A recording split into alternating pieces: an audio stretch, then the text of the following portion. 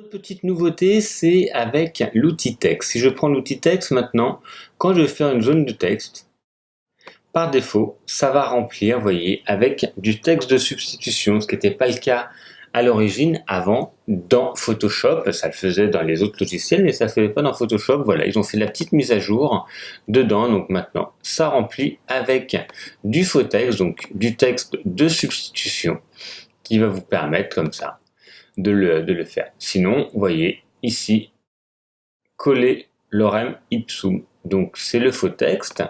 Et là, vous voyez, ça rajoute un peu plus. Si on l'utilise, si vous ne connaissez pas trop ce système-là, c'est au lieu d'écrire plein de fois les mêmes lettres ou un texte qui ne veut rien dire avec sans espace et tout.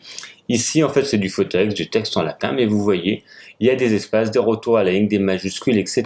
Donc ça permet, si on ne lit pas le texte, qu'il y ait une vraie structure. Donc c'est en attendant que vous ayez le texte qui arrive.